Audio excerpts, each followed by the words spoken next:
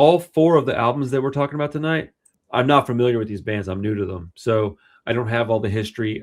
This is more or less discovering them, talking about them, and then an album review in detail. So my apologies if I say something that's a mistake or something. It's certainly not intentional.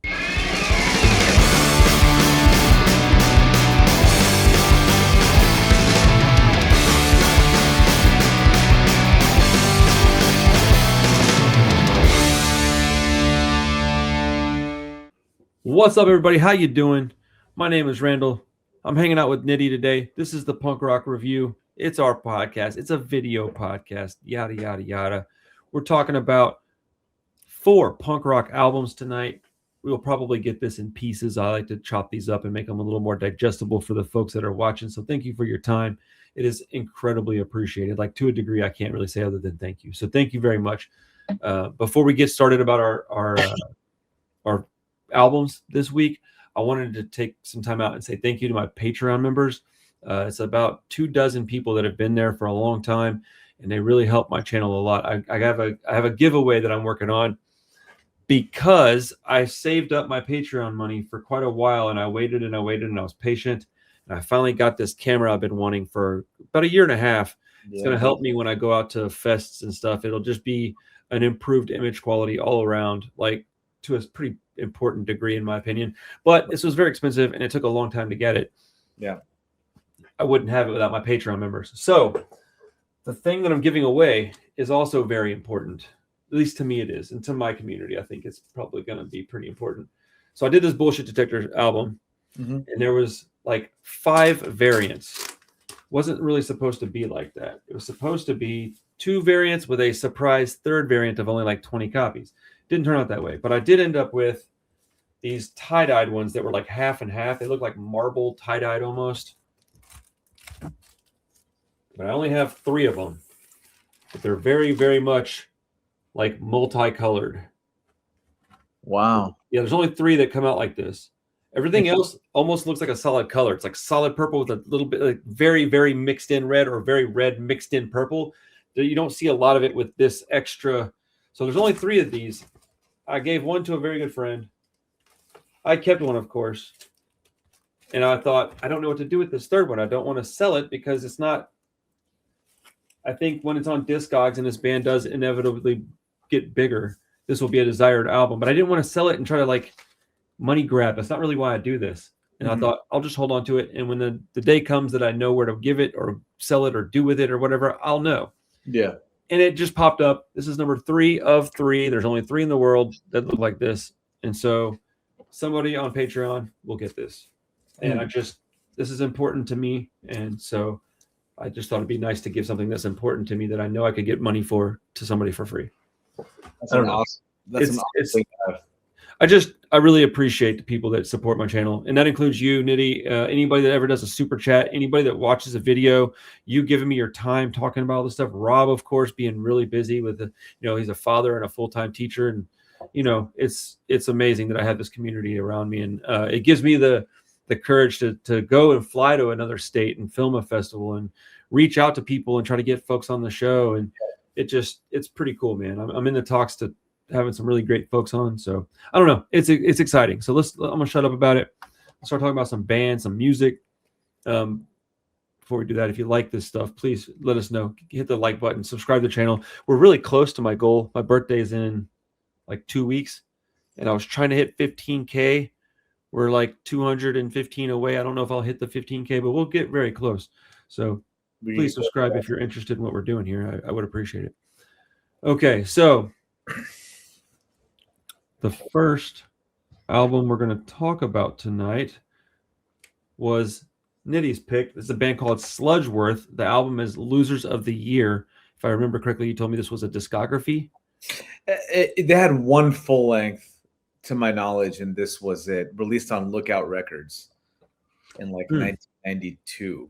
Interesting. I didn't know this was on. So let me preface this conversation with, I think all 4 of the albums that we're talking about tonight, and I'll repeat this in every segment just for anybody that gets a clip.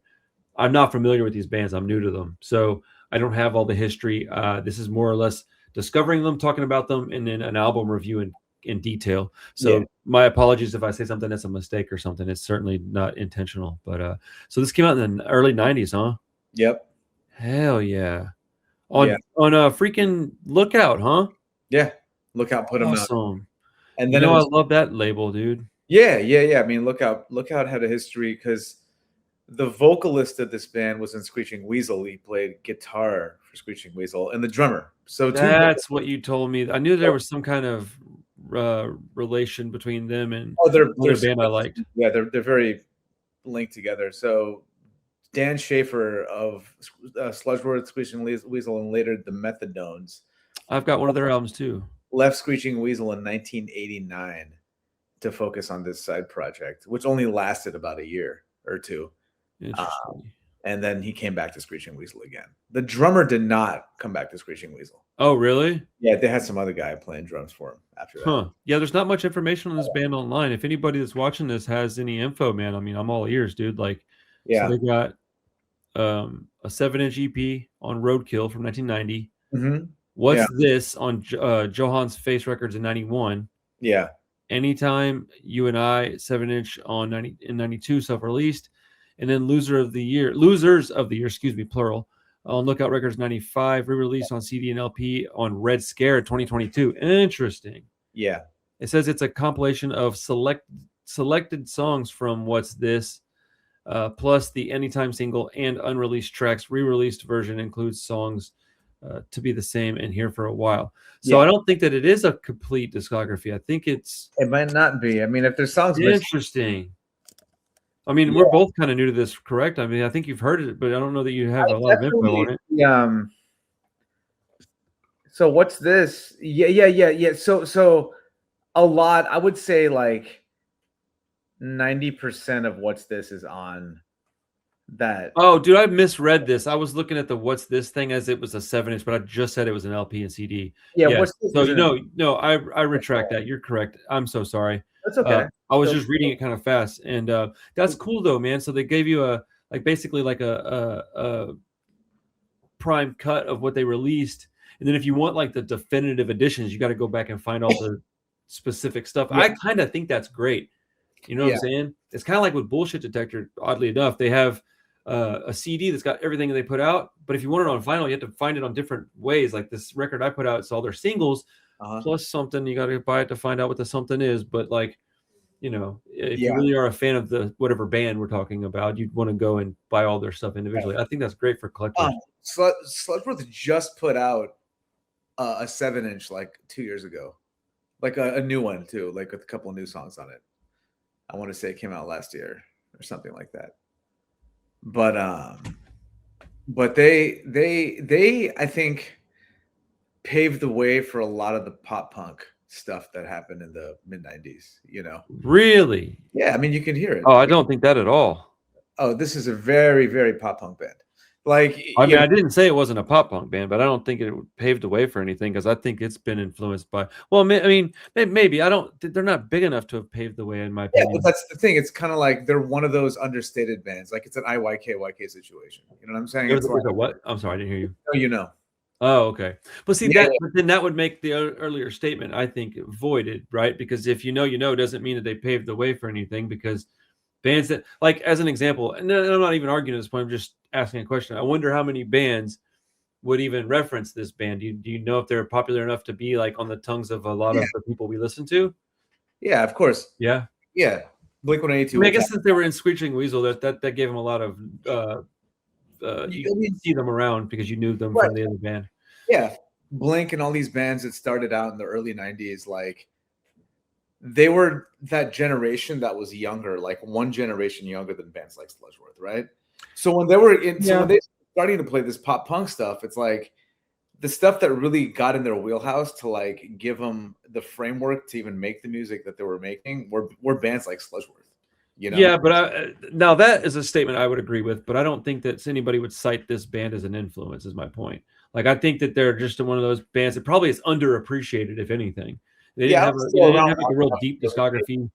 You know, I'd never even heard the name before recently. Right. I mean, the only reason I know about these guys was because my neighbor in like the 90s when I was getting into punk, and like skateboarding and stuff, like happened to have this CD around, you know. Isn't that cool how that It happens? was just like a one-off fucking thing, and I'm like, who's Sludgeworth? I don't know. I thought the name was funny, but The name stuck out to me. It's an interesting name. yeah, and they have a very Chicago sound, you know. It's like, Bro, I didn't write a ton of notes because I was listening while doing other things, but yeah, I did write down that it felt like Chicago to me a little bit. But it's very Chicago, Naked Ray Gunny a little bit, you know, like, dude, I put down it's a like, very eclectic mix of influences that I could hear Bay Area pop punk, Leatherface, and 90s alt rock plus other stuff too.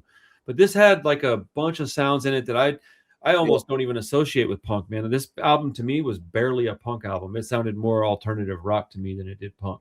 But I mean, it's a punk record, but like the stuff that I was hearing in it, it sounded much more like college rock, alt rock.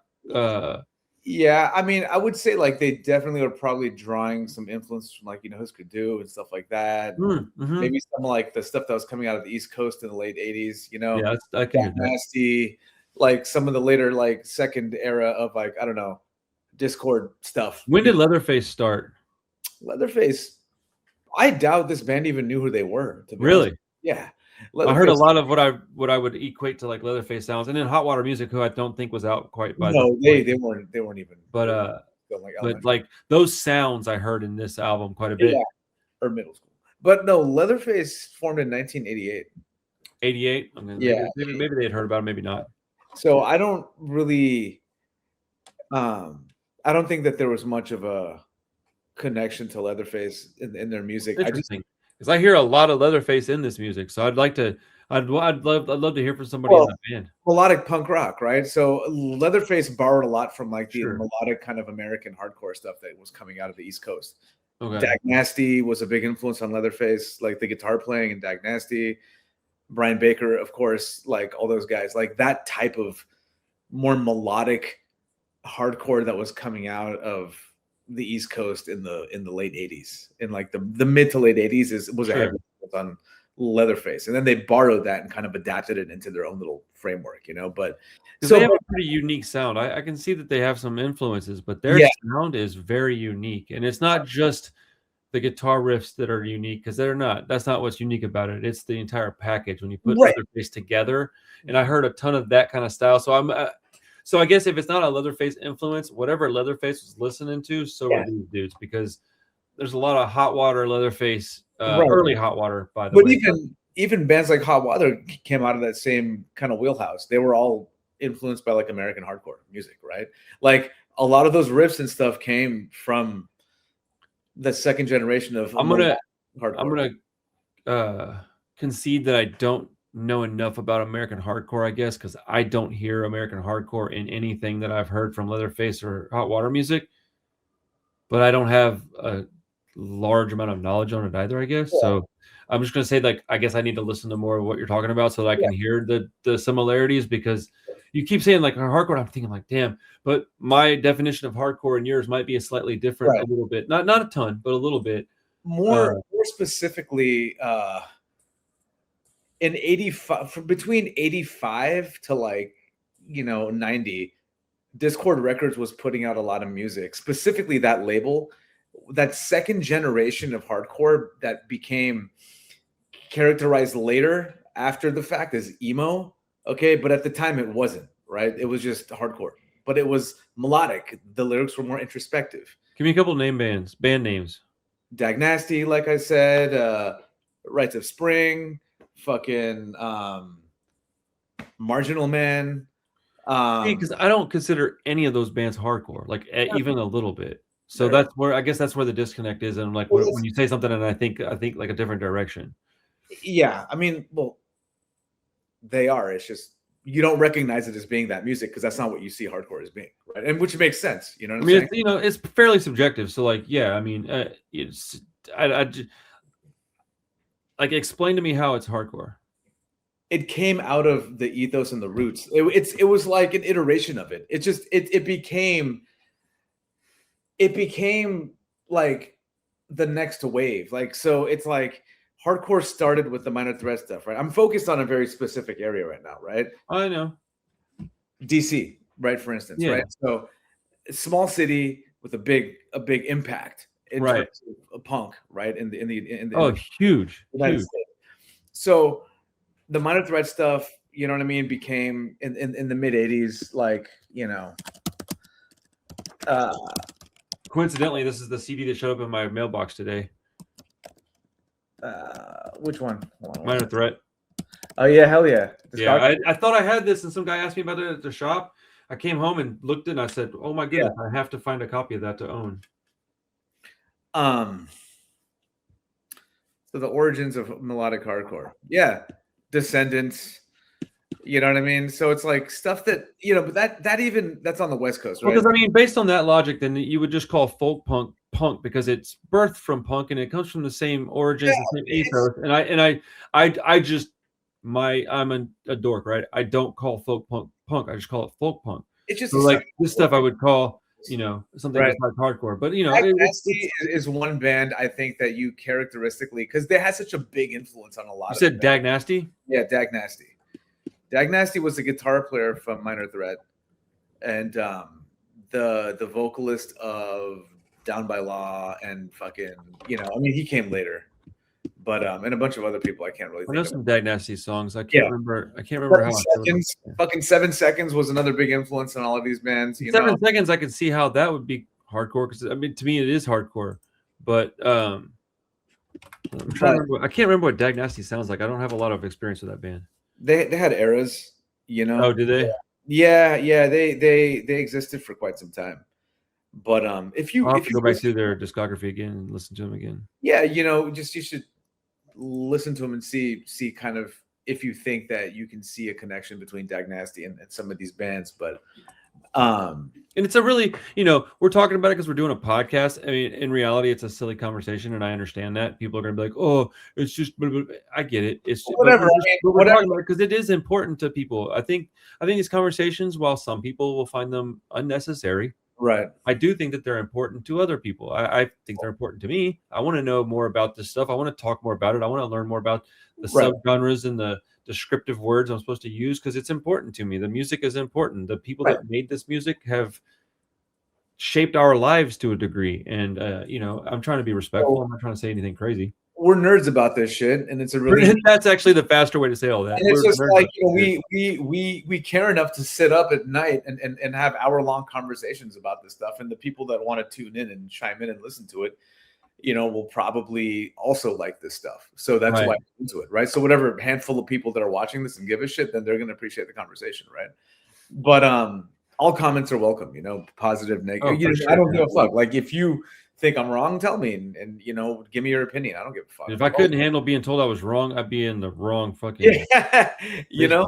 But back to Sludgeworth. I think that this type of music, though, it's like the guitar riffs and that kind of thing came from heavily borrowed from early kind of hardcore, like American, like, you know, punk riffing, you know, and then just, you know, kind of became more major chordy and more melodic, and the lyrics became really more introspective instead of like, oh, fuck you, like society, you know, like whatever, government, politics, you know, social stuff. Or no, they look inward. They talk about personal politics, internal struggles, personal struggles. So they tell a few stories, and it's not all just one type of song.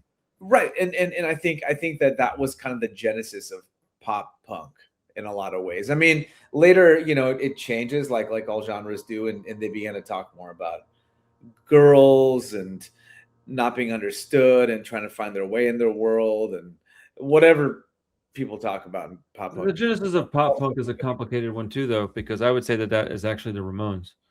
You know? Yeah, I mean, that's one type of pop punk. Yeah. I mean, that's like the genesis of pop punk, though. Like, you know, yes, it's one type of pop punk, but like, if you want to talk about like where it started, that's, you know, what, 10 years before this band, 12 years before they were. I would say, but this band doesn't really sound like the Ramones. I mean, I definitely don't think they sound like the Ramones. That wasn't my point. Like, but it's like, you know, there's different parts that make up the whole, right? So the Ramones could be a part of the whole, right? It's just like, I'm just basing what I said on you saying the word, you know, genesis of it. I think that would have to go further back by quite a bit, you know. Okay, yeah, I see. it definitely created like a subgenre within a subgenre type of thing. You know what I'm saying? Like like we said earlier, Chicago style, like that. We know what Chicago pop punk sounds like. Right. We know what like dude, especially now I'm learning so much about this specific part of the country. Like we know what Bay Area pop punk sounds like, or just Bay Area punk rock and roll kind of stuff. Like it's got a very, it's not super street punk, it's not super pop punk. It's got its own like punk rock and roll style in the Bay Area, which I personally really enjoy. And we'll talk about that here in a little bit, actually. Right. Florida's got its own sound. You got Gainesville punk. Honestly, you got some Texas got its own sound too. LA, New York, every little region, DC, it all has its own. Boston, dude, I could go on for days with talking about every city has. Actually, that's kind of what it is.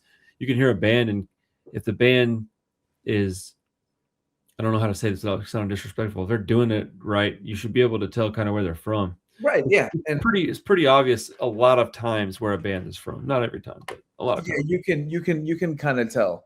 But like, Sludgeworth definitely has a very Midwestern type of like you can hear the city of Chicago in their music, and because I listen to a lot of punk from Chicago, I think I can kind of tell, a little bit, but where they get their influences from and kind of where I was hearing a lot of like college radio and like alternative rock in this stuff, man. I'll say this. My big issue was that this was so long. Yeah. Like, as far as like my opinion on it as a whole, I think it's objectively fine. I don't know that I would ever buy it. That's usually my like my benchmark. Would I buy this on CD and then after that it's like, would I buy this on vinyl and spend the extra money? I don't know that I would buy this, but I also don't know that I wouldn't. If I ran across it somewhere and it was like less than $20, on like a CD, I might just grab it, because I think there's enough on here for me to want to go back to that. And I think that's important, because if I listened to it and I just outright didn't like it, I think that'd be pretty obvious. Did you like any of the songs? I can't even tell you if I liked any of the songs. Really? Okay. Because so it didn't like resonate with you really, or stick with you? No, it didn't. It didn't pop off the thing to me like I thought it might. I really did. Okay, so Wasted Away was my favorite. I wrote that down. So Wasted Away was the one that's the first song. The first song on the I actually kind of liked the first song. I'll be honest. If it hadn't have been an immediate good song, I don't know how long it would have taken me to actually listen to this, because it's 52 minutes long, and that's twice as long as most records I listen to these days. So, the second half of the record has the longer songs on it. They start to get into like 4-minute territory here. Yeah, the second half of the album was much more difficult for me to get through. Yeah, and I don't think I disliked any of it. I'm not quite there. I'm more of like in the middle. Yeah. If I was in a car and you were playing it, I wouldn't have any kind of like, I would just be like, all right, cool, whatever. And then, this is the kind of band that if I listened to it a lot, or if I was around somebody that listened to it a lot, I'm pretty sure it would become something I enjoyed quite a bit. So I would say like objectively pretty good and subjectively fine. If that sounds disrespectful, it certainly isn't meant to. I think it's fine. And I probably would only go better from there. I think fine's the floor for me. I think I could be pretty surprised if I outright disliked this in the future. I do think I want to listen to it some more though, because it's a grower. This one is a grower. Like the songs are really catchy. Like the ones that are good. There was a lot of hooks on this record. That's for sure. It's very hooky, and I like the guitar parts. I miss pop punk like this. I think this is kind of like a bit of like a forgotten era of music. A lot of bands don't. I guess more. There's a lot of bands that have a lot of similar sounds. Iron Chic, Menzingers, I guess those aren't like new current putting out records right now, but like those bands, they have a different kind of approach. You know what I mean? It's a newer sort of. It's all in the same wheelhouse. I like it's a little more stripped down and like straightforward, and that's what is this? Yeah, I think so. Oh, then Iron Chic or something? No, man, not even a little bit. No, it's not more stripped down than Iron Chic or maybe Menzingers. I don't know why I said Menzingers. I was thinking more like even Dillinger 4, I feel like has a lot of similarities. Yeah, but again, Midwestern, right? Yeah. So like I would put them in that category, or like they're somewhere between the Midwestern sound or like the Gainesville sound to me, or maybe like a combination of the two. Yeah. I heard a lot of Leatherface in this though. You asked me what kind of bands would cite this stuff. A lot of the hardcore bands would be like, oh, Sludgeworth, right? You know, you go to Florida, you'd probably hear people talking about this band. You go to. I'm actually really curious if anybody watches this that's in a band that's somebody I might have heard of. I would love to know if this is somebody that you listen to a lot. I'm not going to say that you have to go, yes, they were an influence, but is this a band that was on your radar? Is this something that you listen to? Because yeah, I never even heard the name until you brought it up, and I'm not saying that in a disrespectful way. I'm just saying it as in I'm kind of surprised I'd never even heard of this band, and then they're on Lookout, and I'm like, damn, I didn't even know. Yeah. I mean, how many Epitaph bands have I never heard of? Probably quite a few. I feel like this band was a flash in the pan, and for a lot of people, if you were there at the time, it would have meant a lot more to you. Right. You know what I mean? And people within a short amount of time, it was like one of those candles that burned brightly but went out quickly. You know what I mean? And a short-lived band that probably could have done a lot more had, you know, what ended up happening was half the band wanted to go on and play alternative rock music.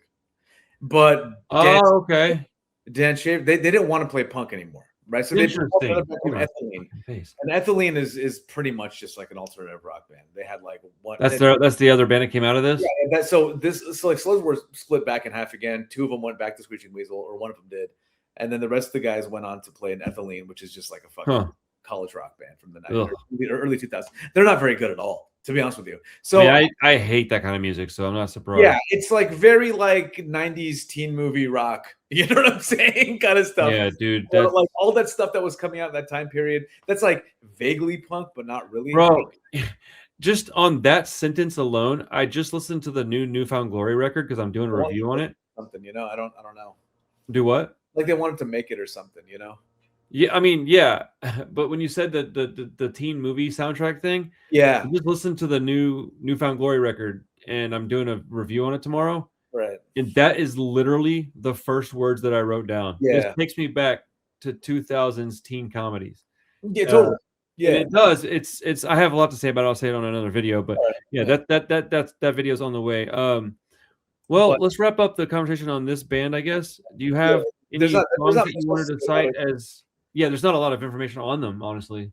The only reason I brought them up was, I mean, you know, we have to come up with 2 albums on a whim, and I'm like, you know, this is like a deep. You always bring some obscure shit that is. I know this is probably not going to get the channel many views for this video, but no, I'm curious, I guess, to see if anyone knows enough. I mean, it'll probably get more comments and views than we expect because, dude, our community is freaking awesome, dude. Yeah, full of a bunch of people that love music like we do. So I just didn't want to make this a 3-hour podcast if we can avoid it.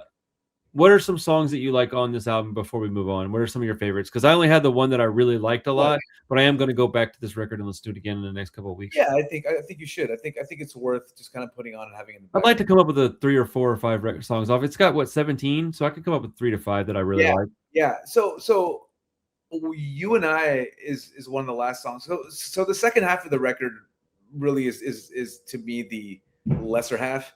You and I, even though it's 4 minutes and 22 seconds, I really love that song. I've always loved that song. Nearest One to Stand Behind is a good song. Another Day, Only One, Anytime, Someday, Wasted Away. So pretty much the first like 6 tracks, and then the 15th track and the 12th track. Okay, so like the A side is what you would recommend people listen to. The A side to. and like 2 songs on the B side are pretty stellar to me. That's cool. So. Yeah, I would give this like a pretty strong like B grade. Like, I mean, dude, when I was in school, I would beg for a B. So in my opinion, a B is a good, solid grade on an album. I don't. Yeah. It's. I mean, it's just like, you know, what do you do with the B, right? It's like you're not good enough to be lauded, but you're not bad enough to be shitty. That's exactly what this album is. You're just kind of there, you know what I mean? Yeah, it's exactly what this is. And the thing is that I've got 3 more records we're fixing to talk about, and I say that all of them are significantly better than this. Like all 3 of them. That's fair. But I mean, if this is a B, that just means those other 3 are really, really great in my opinion, right? A B, I think is a. I said that with respect. I didn't mean it in a disrespectful way. But yeah, I mean, I kind of understand what you're saying. It's kind of like it's there. It's not spectacular and it's not dog shit either. It's kind of like as a band, as a band that someone we can move on after this, but as a band that creates, you know, hopefully art that people enjoy. It's like if people are just like mad about your stuff, that's a worse feeling, right? At least That's a valid point. At least if someone hates your stuff, it inspires somewhat of like an extreme reaction. I almost said the exact same thing, that it's almost worse to be kind of, yeah, it's all right, than it is if you're like, I hate this shit. Right in the middle, like being fine. I just want to give it up at that point, you know? But versus being hated or loved. Maybe that's a weird way to look at it. But no, I mean, it actually makes more sense, dude. The worst feeling is no feeling at all, right? Yeah. Like when you have somebody that you're critiquing, to have them make you feel nothing is, and I don't think that I felt nothing with this, but it's, I know, I definitely didn't shit my pants or turn it off. So you should have done yeah, at the same time. That is hilarious. Oh man. All right. Moving on. So I'm gonna go with hold on. Pick one of your guys. Yeah. Give me 1 second. Make some water real quick. All right.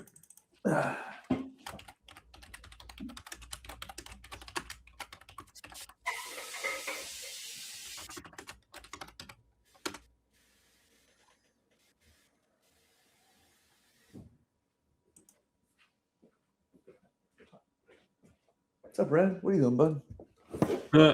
What's the pup up to? He just staring at me. Eat your That's food. awesome. You're probably hungry. All right. All right, you ready? I'm ready.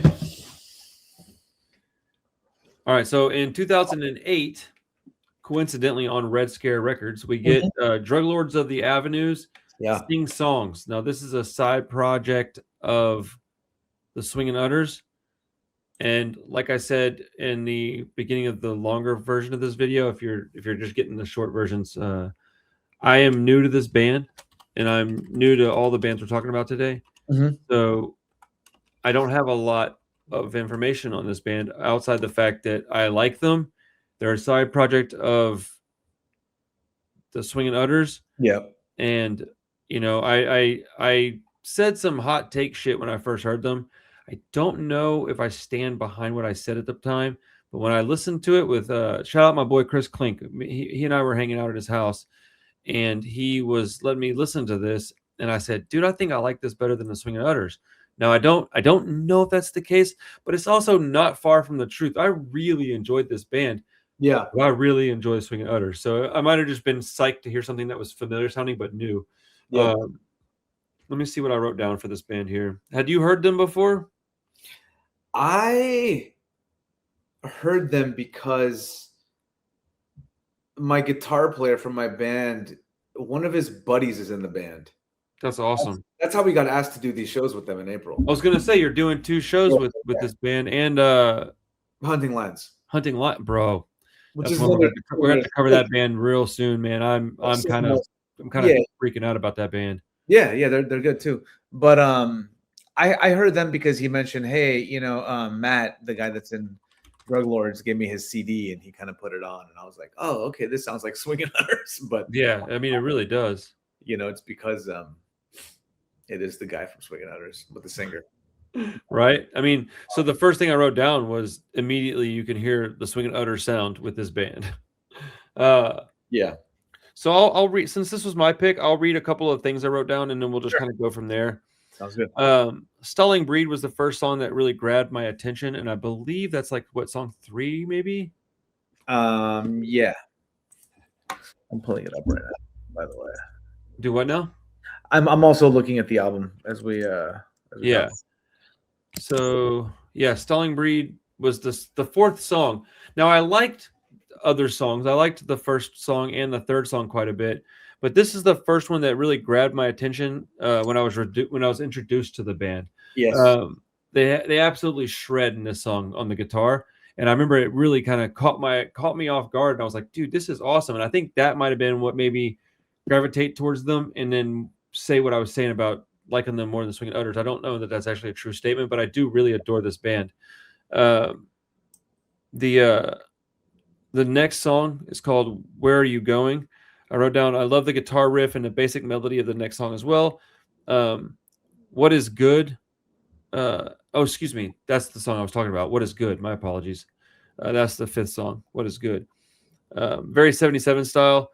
And there's like a 90s rancid sound going on. Not that they got it from it. Just that's what I was hearing.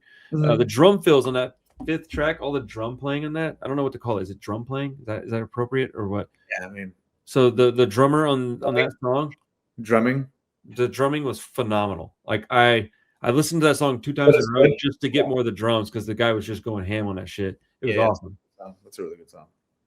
Uh, there's nothing really going on. Has such a magnetic guitar riff, dude. It's really, really just it pulled me in. It's simple and excuse me, there were simple and anthemic lyrics. The song had me kind of singing along before it was even over with, which is not it's not really common, dude. A lot of times I have to hear a song 3 and 4 times before I know any of the words. But Yeah. this one was like, and it was simple in a good way. Like I was, like I said in my notes, before it was even over with, I was already kind of singing along to the hook and the chorus. I think that's pretty important. If you can get somebody to sing your song before they've even heard it a full time, that's incredible. Um, there's nothing really going on. Has such a excuse me, that's the one we just talked about. My apologies.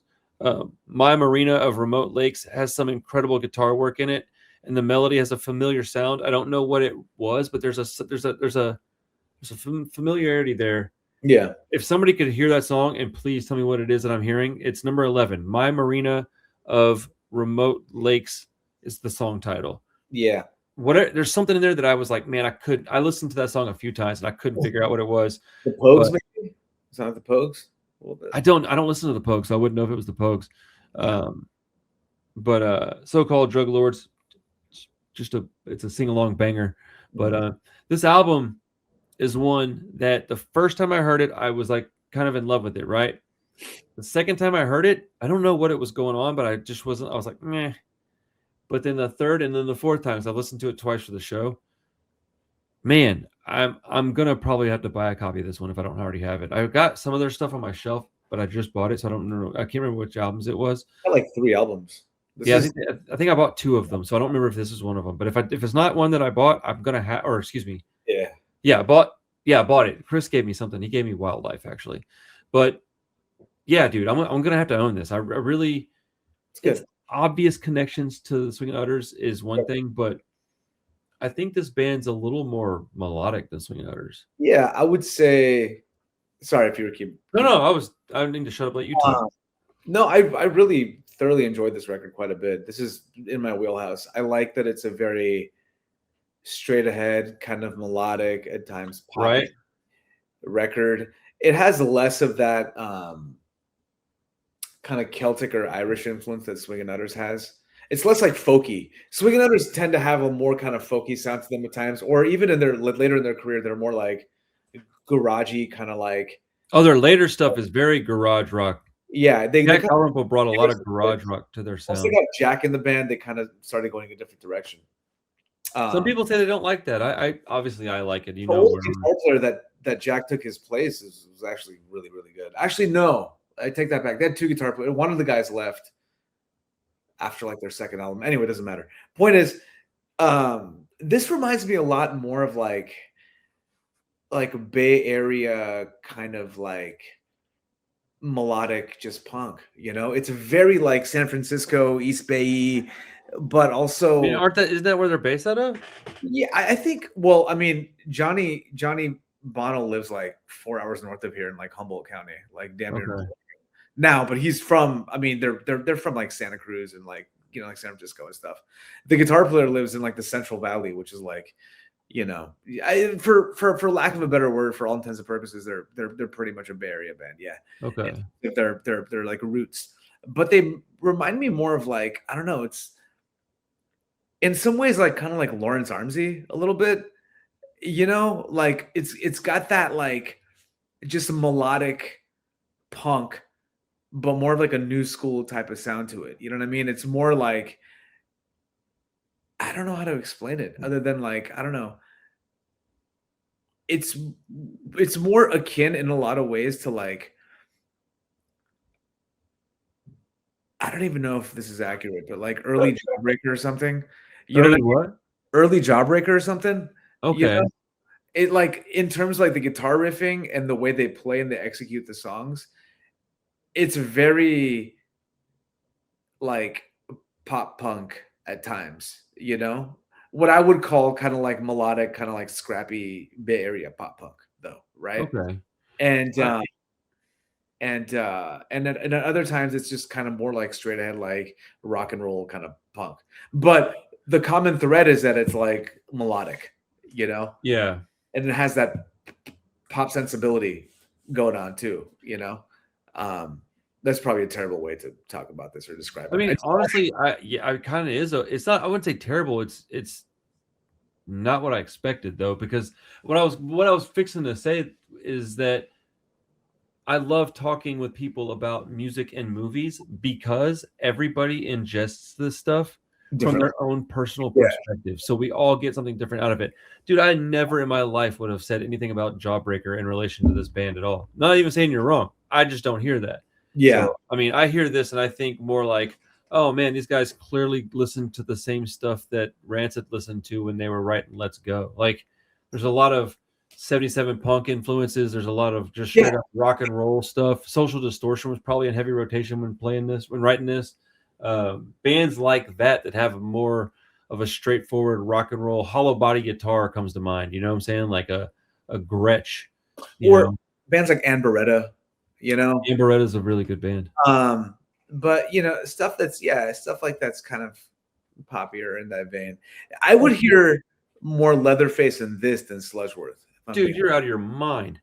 Not even a little bit, dude. It's there a little bit. Yeah, it's there a little bit. I mean, it's less. Okay. Yeah, but no, that is a super hot take that you can hear more. That's a stretch. Okay, that's a stretch. That's a stretch. Okay. I think you just didn't really hear it much in Sludgeworth, which I'm surprised by, but yeah. No, I can hear it. I mean, I think that Leatherface is definitely more like the melodic hardcore style of riffing than this band is. Dude, I love all this music so much, bro. I wish I could listen to two things at once. But not to bring it back to Leatherface, but they also have a very rock and roll sound, though. You know what I'm saying? Leatherface, that's what I liked about them when I first heard them. Yeah, they have a very like rock and roll kind of like Motorheady kind of riffing, but this is not that type. Yeah, I mean, they got like if Motorhead started playing pop punk, you'd have Leatherface. Yeah, that type of shit. But like anyway, but back to this band. We always talk about either Leatherface or Rancid, dude. Look how red my eyes are. I'm so tired, bro. Look at my eyes, dude. I look like shit. Yeah, you haven't been sleeping?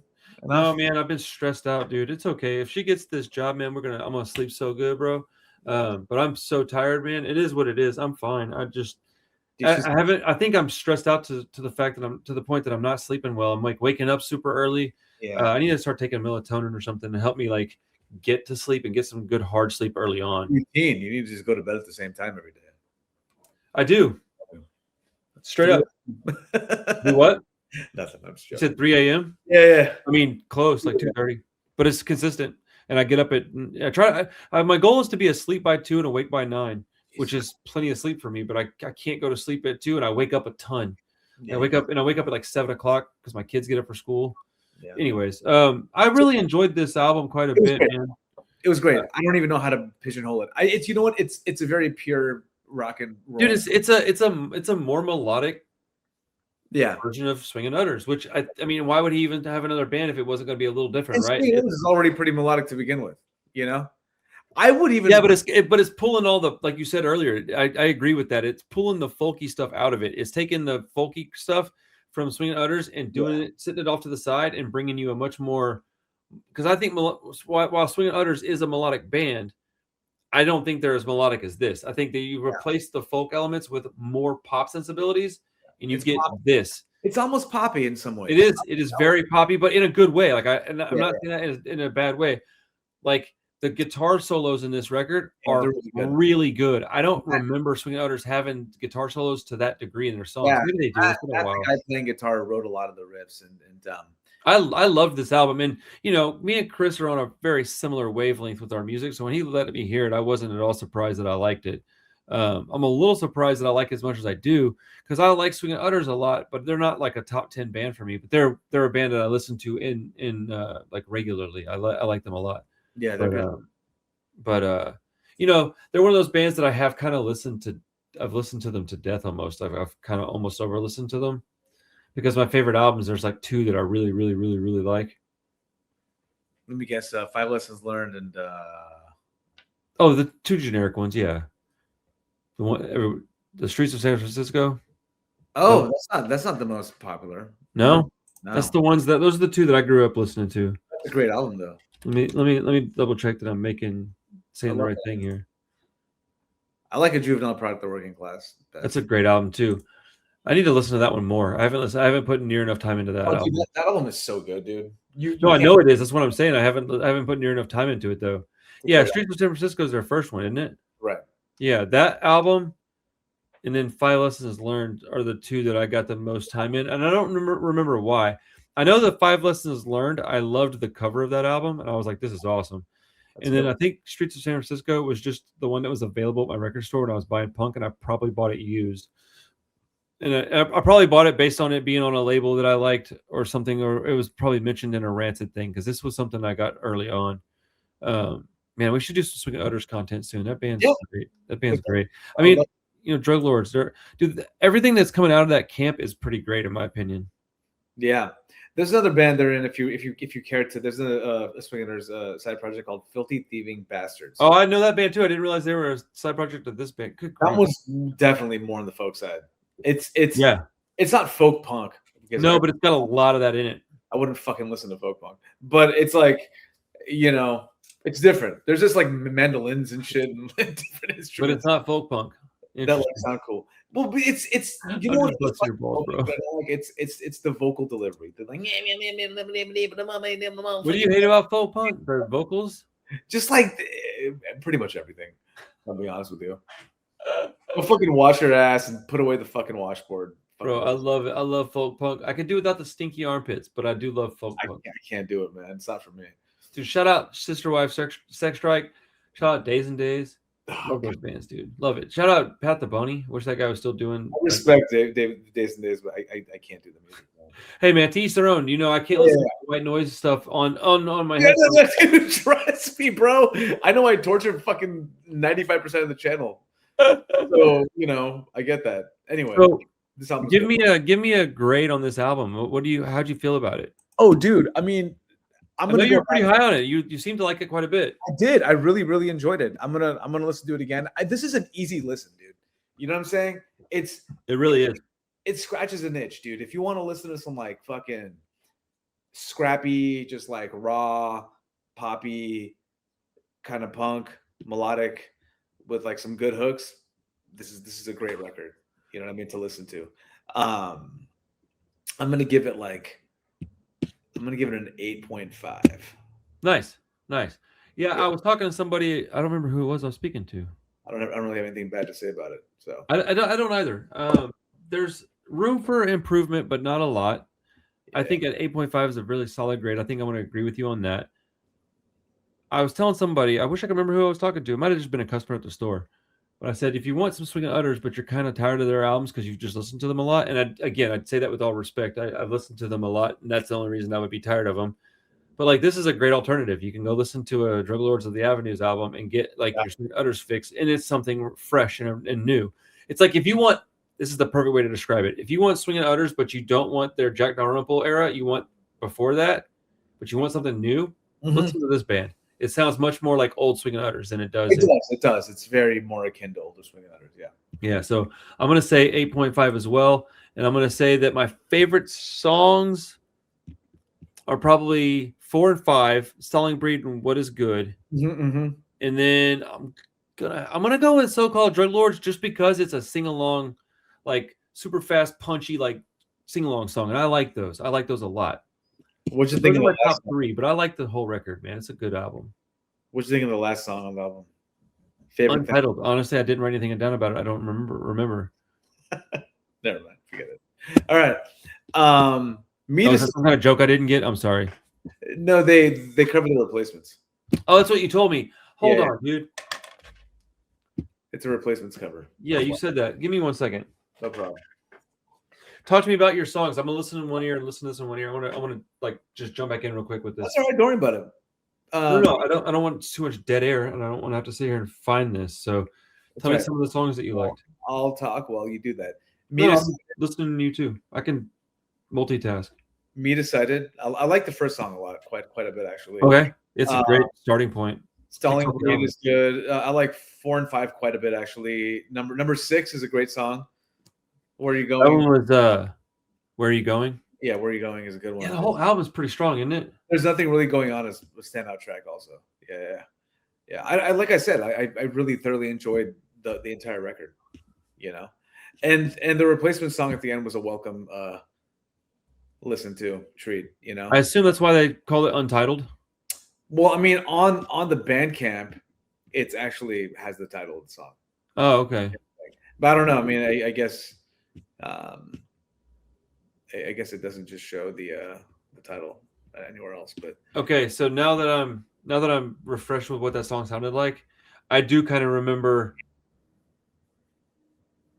like my thoughts. My thoughts were that it didn't sound like the same band wrote the song. you're like, why are they doing this? And I was like, huh, this sounds interesting. And then you told me that, and I was like, oh, okay, that actually makes sense. Yeah. So, you know. But yeah, I think a solid 8.5 is exactly where I want to land on this. And I think that I've actually got some room to grow on this one as well. And I want to own copies of all of their records if I can find and afford them, because I really enjoy this band quite a bit. Yeah, they're fantastic. I look forward to playing with them. Dude, I'm excited. I if I can figure out a way to make that happen, I will come out there. I don't have a clue if I will, but I would love to do that, man. Great. You can go to both shows and get all the video. And bro, I would get with this new camera, bro. Come on. You can also check out Santa Cruz too, which is like a cool, little.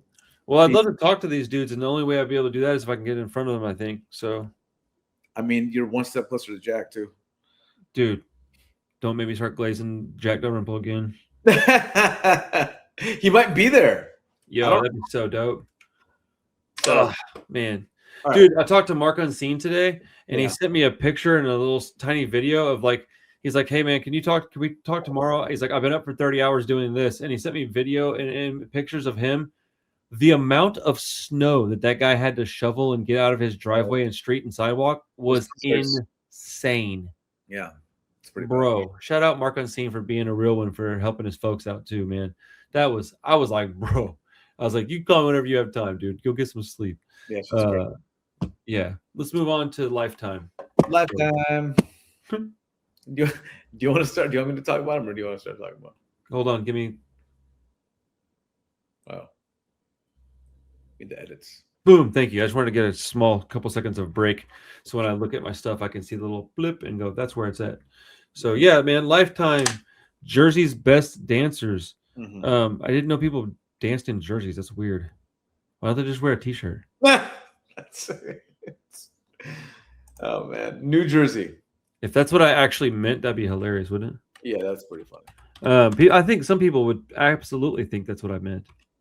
Or that I thought that's what it meant. The fact that was I never even thought about it that way. Okay, yeah. So again, another band that I'm not super familiar with, but I've got more experience with this band than I do any of the other bands on this list, right? Because I heard this album and this band back in the early 2000s, and I just was like, and I didn't listen to it anymore. No. So yeah, dude, I thought that this album was absolutely god awful when I first heard it. Okay. Yeah. So why don't you talk about it so I don't have to sit here and slander it? This guy. I thought you said you like this one more than Sludgeworth. I was trying to be mysterious, sir. I did like this album quite a bit. You're so bad at reading what I'm trying to say sometimes. Oh yeah, I mean, I'm literal. I'm a very literal person. So is my wife. It's okay. We have weird conversations all the time because she misunderstands what I say. She's just too literal. Yeah. I just speak of the devil, and here she comes. Literally, I said my wife, and then the door opens, and it's my wife. I was standing outside the door, and I heard you say something about my wife. Oh, okay. Like, my wife. How's he say it? My wife. My wife. Is that Borat? Yeah, Borat. All right. So this album came out in the 90s, no? 1997. Yeah. That's crazy, bro. 97. This band has been around since like the early 90s, though, like 92 maybe, 93. I got a hold of this record through a buddy I was in my first band with, and I don't know, it just kind of really scratched an itch at that time. Like, okay, it was like melodic, but also hardcore, but also pop punk, but also songs about girls, but also like, had like an edge to it. It had like this. Dude, you're not wrong. it had like this East Coast. It's not like a wimpy album. You know what I'm saying? They're not like a wimpy band. You know, like you can tell they got the balls. You know, but like they can also like really sap it up. You know what I mean? Oh, for sure. At the same time, so you get both, and I just really like the songs on this record. I think it's a really fun, cool ride. You know, and this band really just like. They were really influential, actually. Like they I didn't even see that with they my got a lot limited of knowledge on the band. I could even see that they're very influential. the Bouncing Souls, their first US tour, they took them on the tour. Oh wow! Yeah. I heard a lot of Bouncing Souls, a lot of Newfound Glory, and then of course Saves the Day. Yeah. So I'm sorry. Go ahead. Finish your thoughts. No. I'm just saying. So like, this is one of those bands that like probably they didn't. And I've listened to interviews with the band members. Like when they were a band, they didn't really fit in anywhere. You know what I'm saying? I can see that. They were too pop punk for the hardcore kids, Huh. and they were too hardcore for the pop punk kids. You know? I can 1,000,000% see that. But they just kind of like back in those days, like all the bands played together, right? Like, you know, Kill Your Idols would play with them, and you know, Dude, I love that band. yeah, like totally. But you know, you can see how these two bands would be on the same bill in the '90s, right? Like, wait, this band and Kill Your Idols? Yeah, it's a little bit crazy, but yeah, I mean, yeah. But you know, they were in the same kind of situation. You know, they'll talk about it in interviews too. You know, like they were like, Kill Your Idols was too.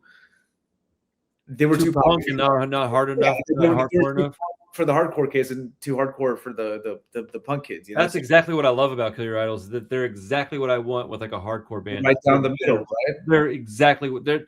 Dude, they might be the best example that I can give to somebody that goes, "What's a hardcore punk band?" I could just go here. Their entire discography, everything they've ever played, is now Poison Idea. I might like them a little bit more, but like they're still not quite.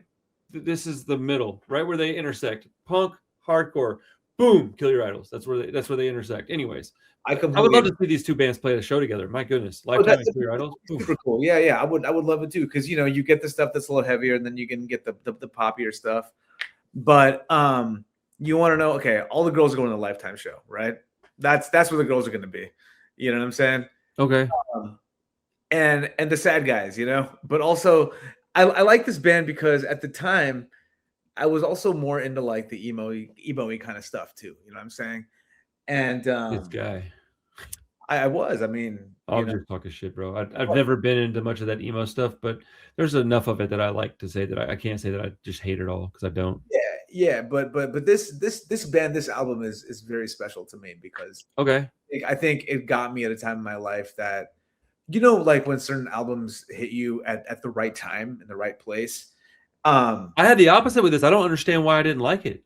Like I'm listening to it now and I don't understand. Well, you know, who knows? At the time, it just you're probably into different shit, you know? Yeah. When did I hear this? In the 2000s? Yeah, I was listening to like Terror and Pride Kills. Yeah, it's just like you weren't there. You know what I mean? It's like things find you when they find you. But you know, as a young guy that was just like fawning over girls and being in high school and just like wanting to play and like really being into pop punk and stuff, like I don't understand how anybody that likes punk cannot like real pop punk.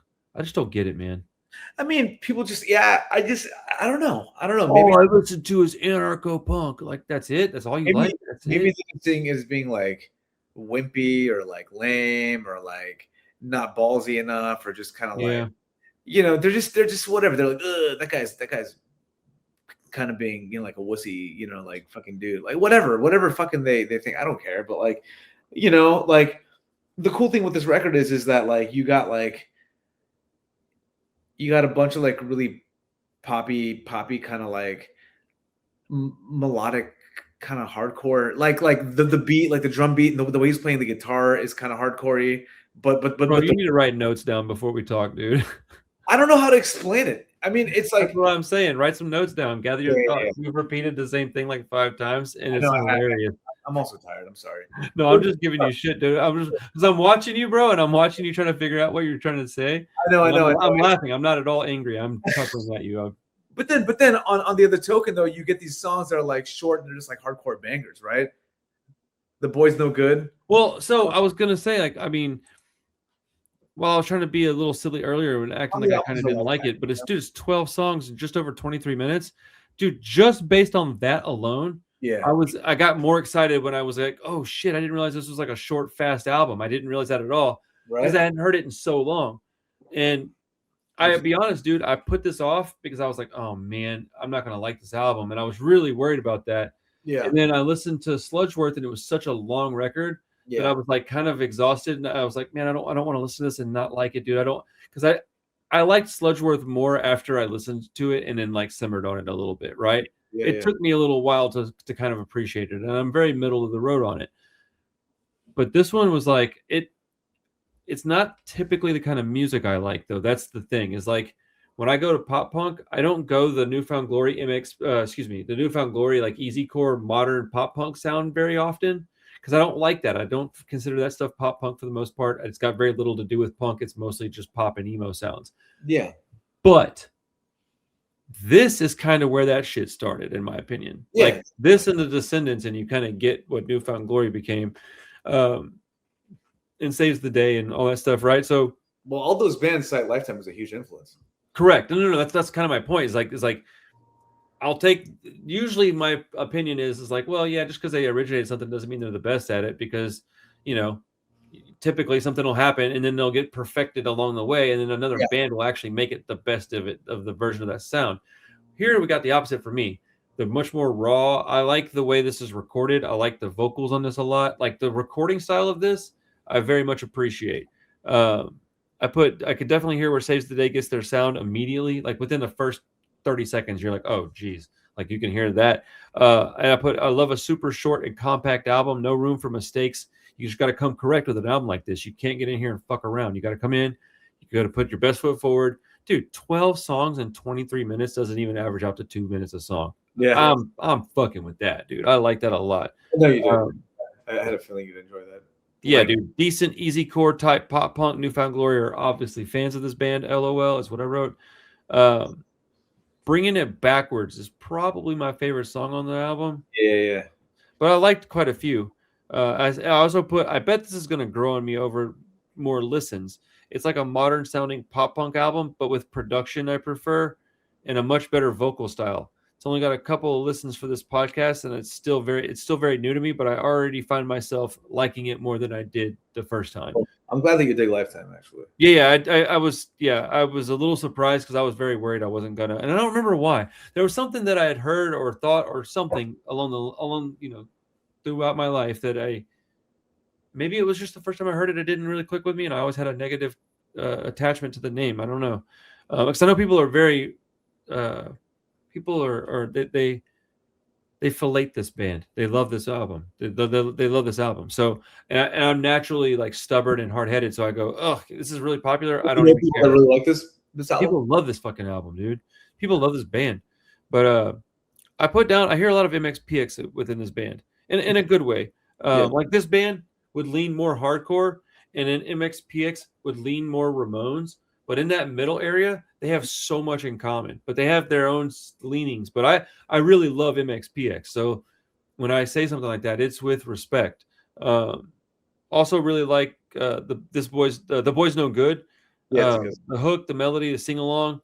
It's like 72 seconds, dude. It's a perfect song for me to get into a band like this.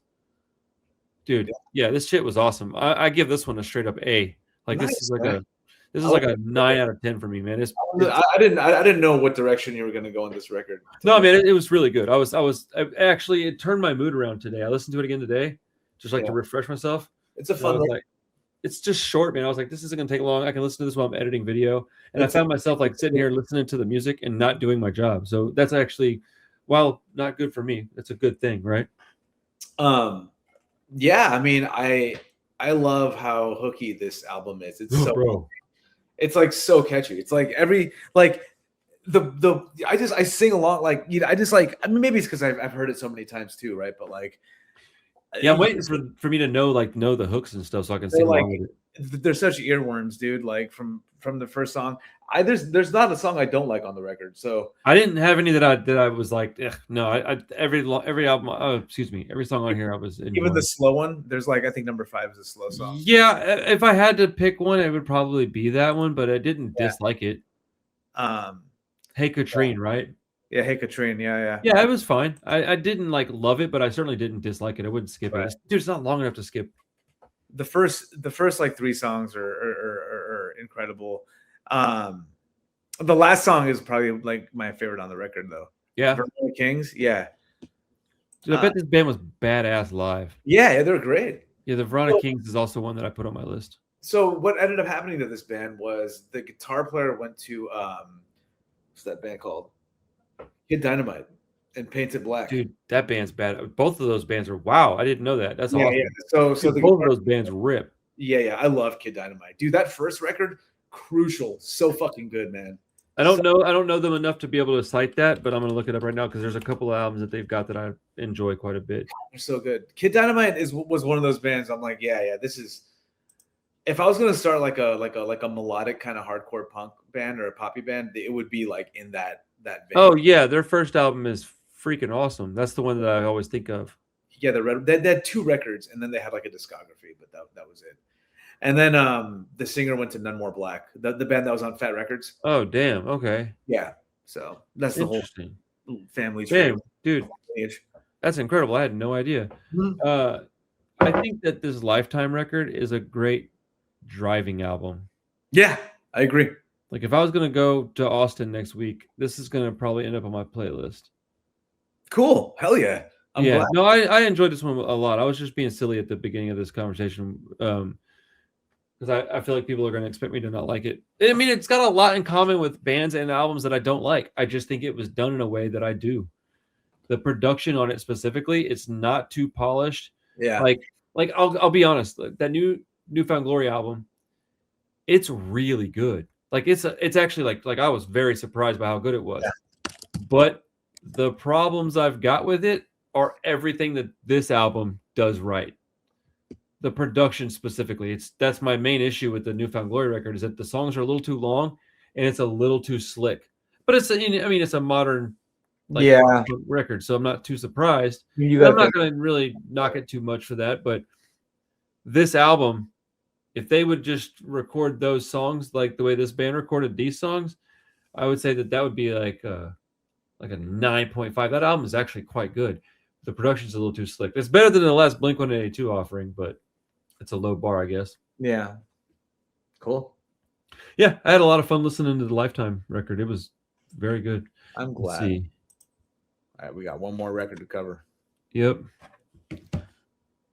Lifetime didn't get but like 15 minutes from us today. That's all right. Oh, I'm not tripping, dude. All right. Let me look something up real quick.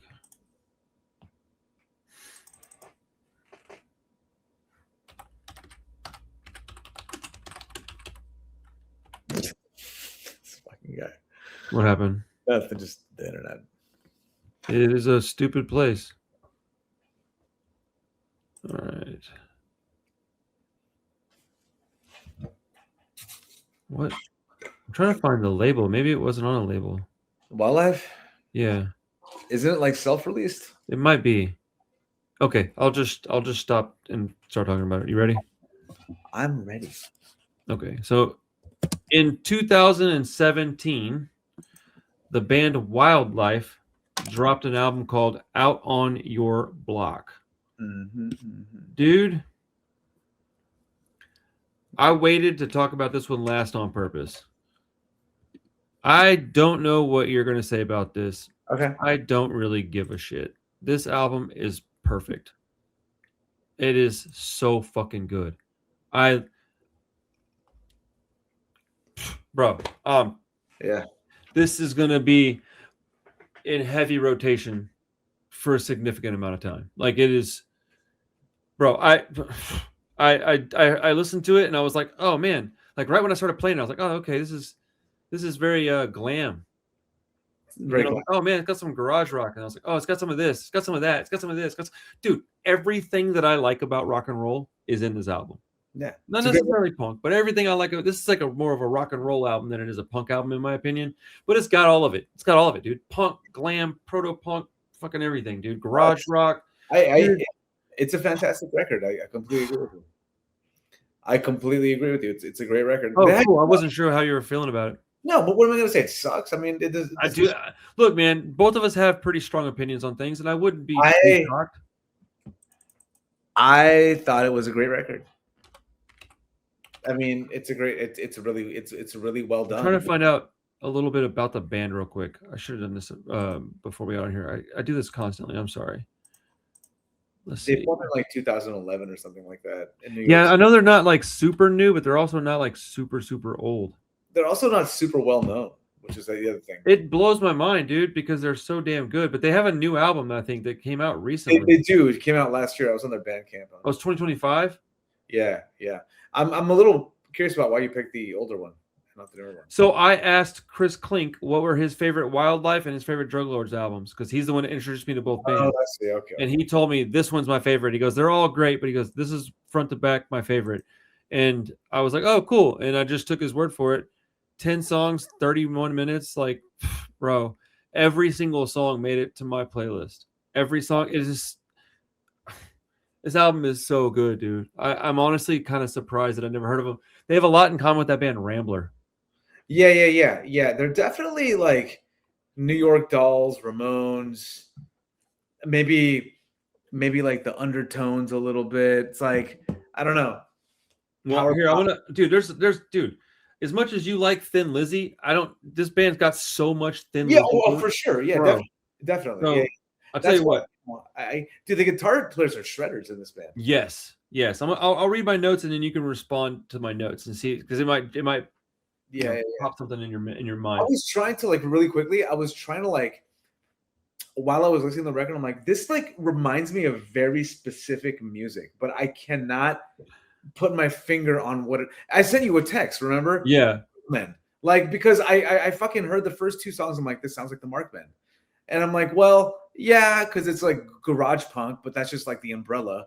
But they're not really like the Mark Band. You know what I'm saying? It had more in common with like glam, Thin Lizzy type rock and roll than it does anything else. That's the skeleton of this whole album. Right, but it's also very punk rock at the same time. Yeah. I think this is much more of just a straightforward, like, this has AC/DC, Turbo Negro, Thin Lizzy. That's what's all. This album is a rock and roll album, dude. New York Dolls, bro. It's got the New York Dolls all over. New York Dolls aren't a punk band. Okay, fair enough. You know, so not that it doesn't have. I mean, yeah, I agree. It's got New York Dolls all over it. I don't want to take away from it. So, okay, it's all good, dude. This is a fun conversation because I really enjoyed this album. Like, I'm glad that I asked Chris, because I would have probably picked the wrong album. You know what I'm saying? But this makes me want to go back and listen to every single song. I mean, you probably would have liked the album you picked anyway. I mean, if you like the band this much, you probably. But you know, who knows, man? But I wrote down immediately. This band has some familiar sounds that I love, just like what you're saying. Some heavy garage and glam influences. Desperate Times is a straight up boot stomping banger. Teenage Heart is another great song. Wonderful melody. A lot of the same sounds from that band Rambler. Mm-hmm. Then you get the song Deadbeat. I said Deadbeat is the Jimmy Jam. My favorite song thus far. Very relatable lyrics. Great catchy hook. Very good bridge. Excellent guitar solo. Like, that's a complete song. What number song was that? Deadbeat. Yeah, number 4. That might be my favorite song on the record. I don't know. There's so many good songs on this album. The song Cuffed, number 9, second to last track. Probably my second favorite song. I love the vocal performance and the lyrics. The lyrics have a bite to them that weren't necessarily on the other songs in this album.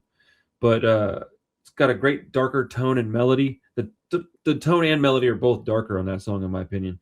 The main guitar riff reminds me of a classic rock song. I just can't put my finger on the name. Dude, that's another one. If somebody can listen to Cuffed and tell me what classic rock song it reminds them of, please help me. It's driving me absolutely nuts. Like you said a minute ago, you heard it and you immediately thought of something. Same thing, dude. I can't freaking put my finger on it. And then lastly, the closer, Get Loud, is another driving stomp along banger. It's a hell of a way to close an album. It makes you want to just hit repeat on it and get it going again. It's a little long. It's a little bit over 4 minutes, which is typically where I top out on a song. Mhm. But the song itself was just so good. It was such a high quality song in general that it just this album is fucking up, dude. I was pissed at myself because I listened to this one first, and I don't remember why. But remember when we did that with you did it recently on another episode. You listened to an album first, and it kind of ruined your other albums for you. What album was that you? Dick's one, Negative Approach. No. It was before that. You did. It was. Hold on. Oh man, this is gonna drive me nuts. It was a hardcore album, but it wasn't that. It was before that. It was like about a month ago, maybe a little bit longer than that even. Fucking Zero Boys. That's right. You listened to Zero Boys first, and it kind of put you at the benchmark moved way up, and that's what happened with me. Is I listened to this before I listened to anything else, and I was like, why? Oh, I should have listened to other stuff that I did, that I didn't know. I knew I liked Wyldlife, but I didn't realize how much. And yeah, man, I am a big fan now. I'm going to listen to this a lot. I love that for you, man. It's a good. I really enjoy this as well. This record as well. By the way, I'm on their Bandcamp, and apparently there's 6 LPs left. So if you're gonna buy one, so go bucks. Put those in your cart and then go check out the shipping cost. Okay, I'm not gonna do that.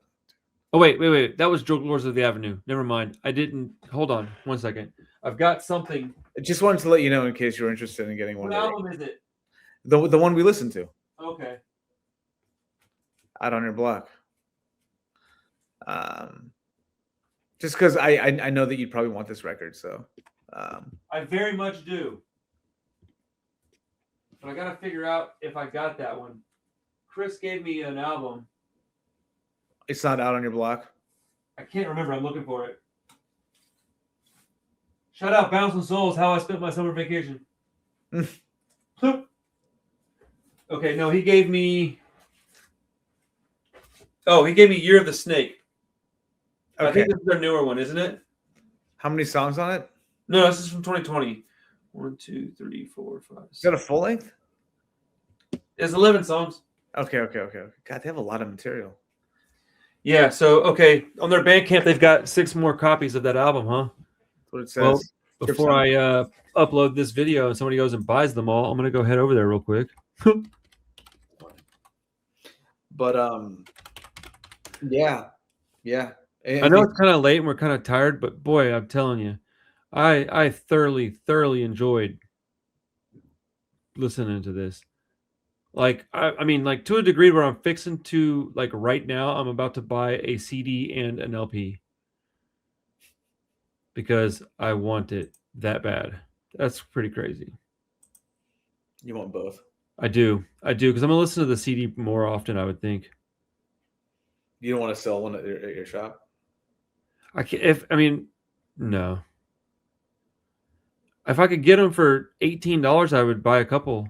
And they're not that expensive. They're $22 for the vinyl. Yeah, but when you add in shipping and tax and everything like that, how do I sell it for more than $32 so I still make nothing on it? That's true. I wish I could, but I can buy one for myself and keep it and listen to it. That's for sure going to happen. So these guys should have more. This is an example of a band that has too many albums, though. You think? Yeah, it's like it's always kind of weird to me when bands aren't as like known, and they put out a lot of material in like a real. How is that even weird to you? I don't understand. That just means they're not famous. Because I feel like you should space stuff out more. You know what I mean? I don't. I think like saturated. Maybe you know what? Fuck. What the fuck do I? That's a weird take, man. Because I don't. I mean, if they were writing like garbage music, now I haven't listened to all 9 albums. But if they're writing like bad stuff, or if they were selling out to change their sound for money or something, like okay, sure, maybe. But if they're writing quality albums, true. It's more that I don't know how often they tour, how often they play. It's more that recording an album requires a lot of money and resources, and like no, it doesn't.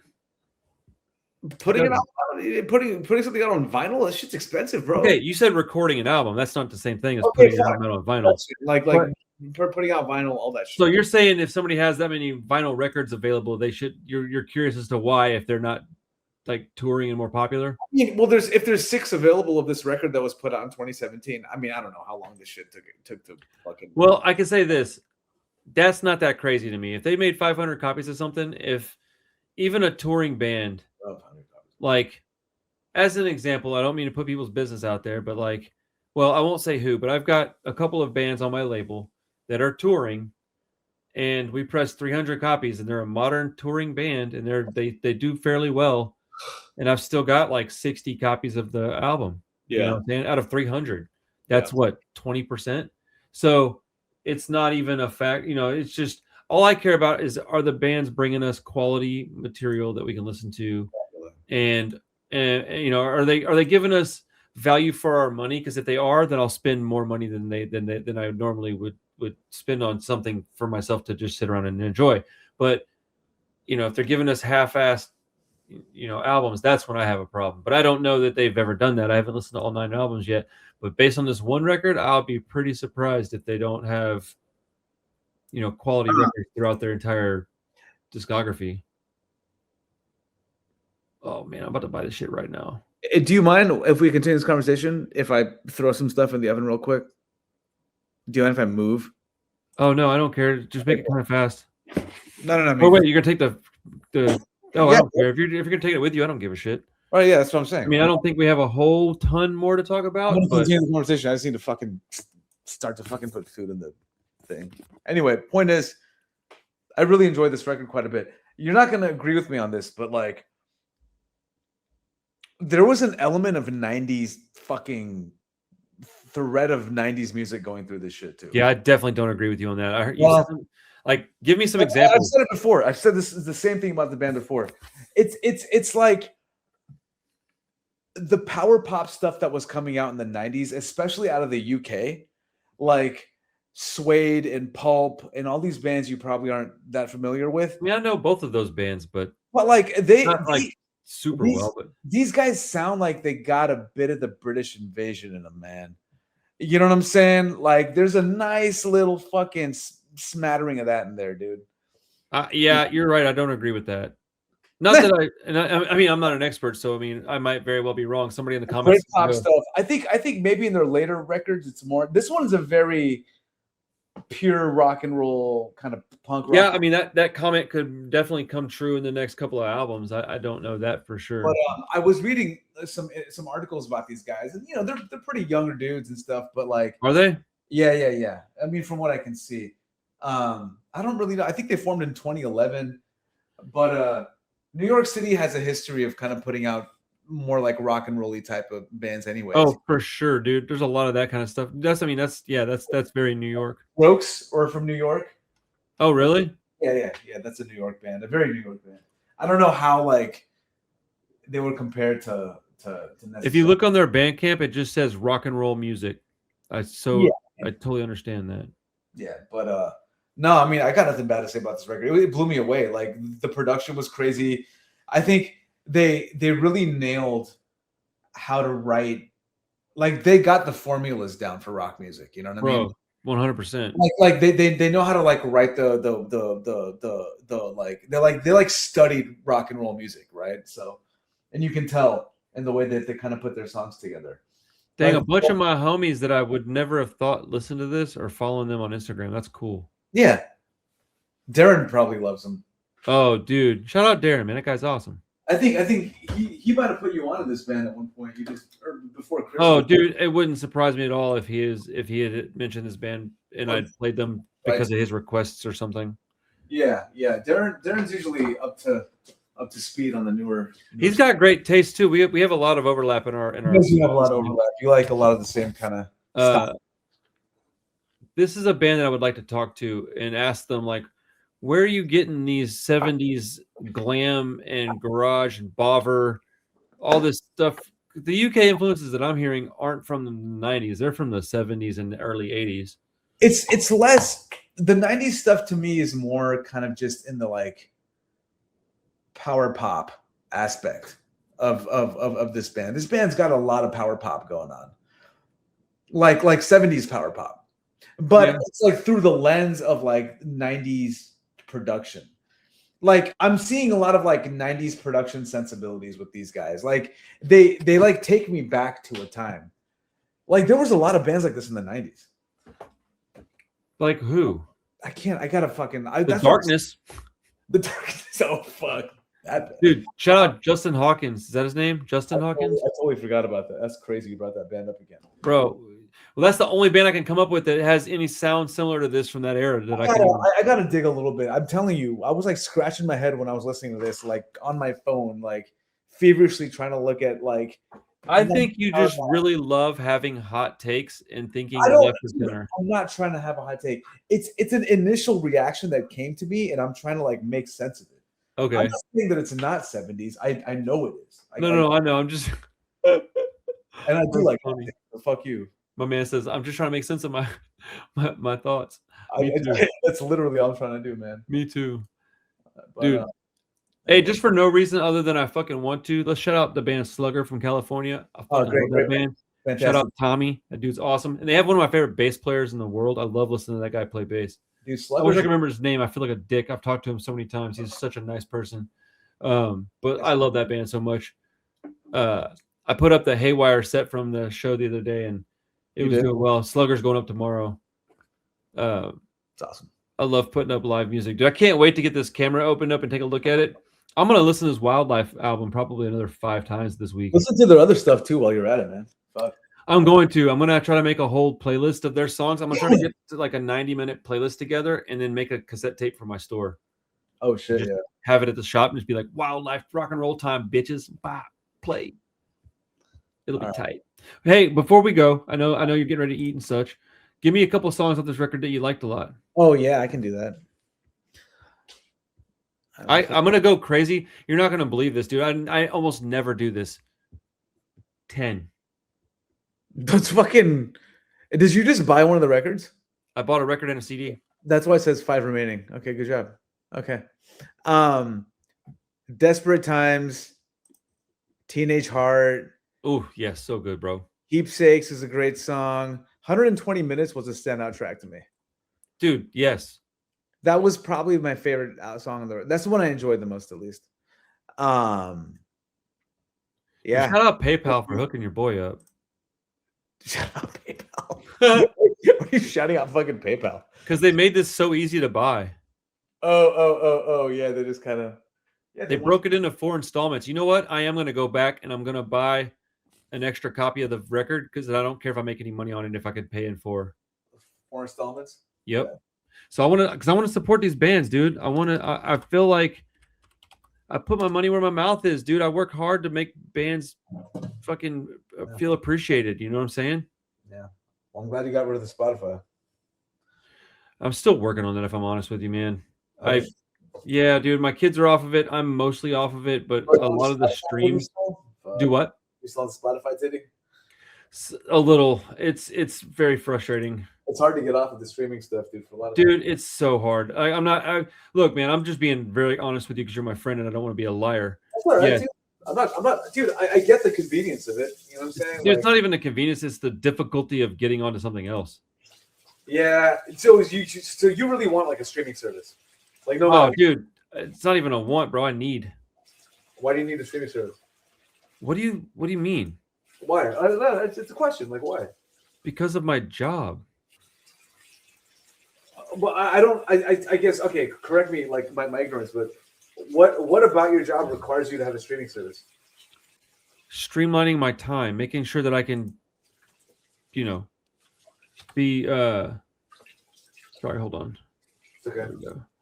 Making sure that I can, sorry, okay, one more second. It's okay. I can't do 2 things at once, I guess. I thought I could. There we go. Okay. I can wash dishes. Washing dishes is important. Okay.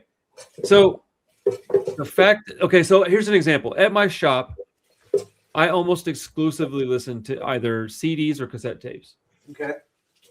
But when I do this stuff and I'm doing streams 3, 4, 5 times a week, it is almost impossible for me to get off of that because I'm also creating playlists for other people. Really, it's just because it's infinitely easier than anything else. If it was even close to the same amount of work as other ways of listening to music, I wouldn't be using them. But even on the live streams, you're playing YouTube. No, I'm not. And Bandcamp. No, I'm not. What? No, almost never. Really? Really. But then when people, okay, so people say names of songs, unless you get like a Bandcamp thing, then you're going to fucking Spotify and play the song. Yeah, well, even when you send me stuff, I check Spotify for it because that's how I add it to the playlist for other people to listen to it. How often is the stuff I send you on Spotify? Not often. Yeah, I doubt it. No, and I feel like you do it on purpose. So I don't know. I really, the reason no, I don't have Spotify, dude. No, I know. I just feel I was curious as to if you went and found things that were on there. Like I'm not like, hey, fuck Randall. Like no, not fuck Randall, but like maybe fuck Spotify is more or less what I was thinking. No, I just it's because I don't have it, so I don't know if the band I'm fucking listening to even has I check YouTube. When I'm not on. Okay, so like for what okay, this drives me absolutely nuts. I can't believe I have to say this, but there's a lot of stuff that randomly isn't on Apple Music, and that's the other one that we decided to go with. Apple Music, interesting. It really bothers me. It's because it's affordable with our phone plan, and I have 4 other people that have to use this. So like, it really comes down to convenience and money for me, and it's unfortunately, I am mostly off Spotify at this point. I pretty much only use it for work stuff. But there's a lot of people that don't understand why I want off Spotify, and they don't care anyways. And there's a lot of people that I don't think it's fair for me to like make somebody feel bad or judge them on it. So I try not to, right? And I had a very large playlist that has a fair amount of like followers. Yeah, 255 people follow my playlist, and it's got 3,800 songs on it. So I'm giving a lot of bands a lot of visibility, and I have to consider that when I'm doing this stuff. So it's multi-tiered why I still use it. I really genuinely and sincerely want the fuck off of it, but it's hard to be 100% off of it right now. So I'm not, but I have made some progress and I've gotten mostly off of it. I don't use it.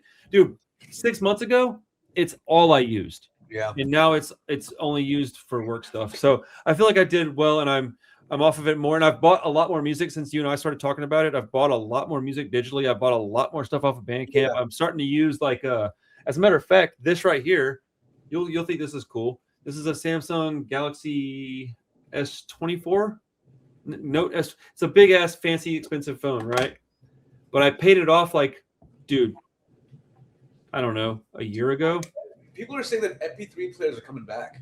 That's what this is. That's what I'm using this for. I cleared it off. It's basically an empty phone now, and it's got a terabyte of memory. Bro, this is crazy. This like shift from streaming services is pretty insane. I was telling somebody the other day, I think that Spotify is going to drastically change in a couple of years, and it may not be what everybody. It's not going to be the king of things anymore. After give it 2-3 more years, I'm beginning to like side with you more and more and more. Like I still think the points that I had are correct. I just don't give a shit at this point. I just think that more artists are kind of getting more wise to like taking more control of their. Dude, the main problem is this. If you're in punk to make money, you're fucking dumb, right? Second, so people go, it's not about the money. Well, if it's not about the money, then why are you tripping on Spotify? Because it is a tool and you should use it because it will further your career. It's objectively true, and you can't say that it's not, because I can show you evidence that it is.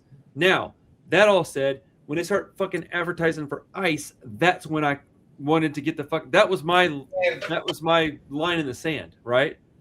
And so, like, even now talking about it, it makes me want to just cancel all my shit and get off of it and just figure it out. Well, because it bothers me, dude. It really does. But like, to me, bands that or just kind of the like nail in the coffin. You know what I mean? Right. And so, like, I'm helping bands. I'm in a weird spot, dude. If it was just me on my personal phone and laptop and computer listening to music, and I didn't help bands and introduce people to music and stuff, I wouldn't give a shit. I would have long been off of this, and I would be a Bandcamp only guy, and I would have a terabyte full of music on my phone.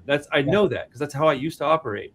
Dude. But I'm not doing that any longer, and I have thousands of people that listen to me now, and I introduce them. Dude, every single day I get a comment.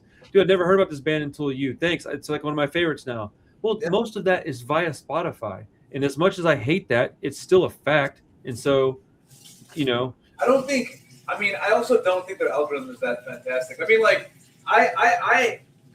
you don't know because you don't use the platform. So I did for a long time.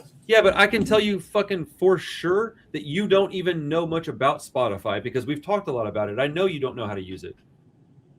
It doesn't matter. Their algorithm's only as good as you want it to be.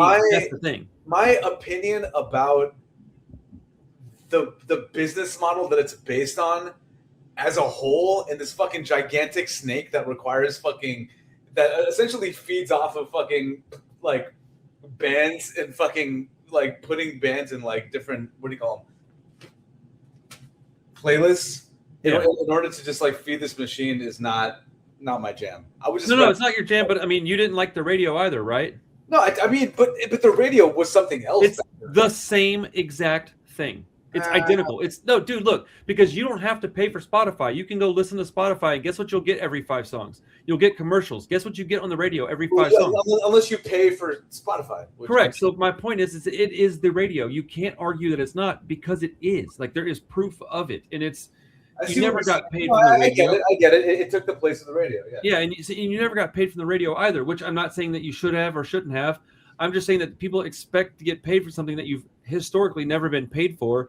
But since the model has changed a little bit and you can get it without ads, well, they have to pay for that somehow. That was the ads. So listen to it with the ads. Don't pay for it, and then don't complain. Not you, the collective you, but and then don't complain or pay for it, get no ads, and utilize it. I just don't like that they're supporting some organizations that I'm not fucking with. Well, they've since removed the ICE ads, but that was only because they were under fire. Well, no, yes, I mean, yeah.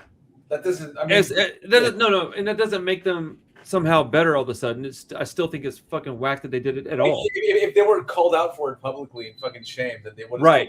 Right. That's exactly right. It's like saying sorry only because you got caught. Yeah, exactly. Yeah. So I'm not siding with Spotify at all. I'm just explaining what it is, how you can use it, and why I still have it about 10% in my music. It's I do feel guilty, man. I do, and it is what it is, dude. Shit, dude. Rickon called me out for that, dude. Straight up, walked in here and goes, "Oh, I see you're still on Spotify." And I was like, "Oh my god, how embarrassing is that?" He's a smart kid. He's a very smart kid. He's a very very good person. I don't know. Sorry. Yeah, no, whatever. It's smart young person. Very smart. Yes. I love that person. That little remember the fuck person so much. Having that kind of like awareness of stuff at that age is good. Right? It's insane, dude. And I think I can take some credit for it. Some, not all. Some. Because he's been around punk stuff since he was a little bitty kid. Fuck. Yeah, man, the song was good. Wyldlife. I really liked it. Wyldlife was amazing. Spotify still sucks. One day I will be all the way off of it. I mean, look, dude, if it didn't help any bands at all, I would just find a way away from it. But it does. And it helps fans of the bands too. And everything has got an equal and opposite reaction. That includes bad shit. So I hear you, man. People still use it. Very little in this world is all bad. Some stuff very much is, but very little of it, man. Brother, man, I had a great time talking to you. Bro, man, from the Fifth Flow. Remember Martin? Martin. Remember Shaniqua? Is it Shaniqua? What? No. Shaniqua don't live here no more. Yeah. Shaniqua. Bro, Martin was dope. All right, man. I'll come up with 2 albums and send them to you. We got a couple of weeks. I'm not really in too giant of a hurry at this point. I appreciate your time. Come up with something cool and we'll listen to it and we'll talk about it. Sounds good, man. Thank you everybody for your time. Please like the video, subscribe to the channel. We love you guys. We turned this into an hour and a half without even trying. So we'll talk to y'all later, man. Have a good night. Peace. Later, man.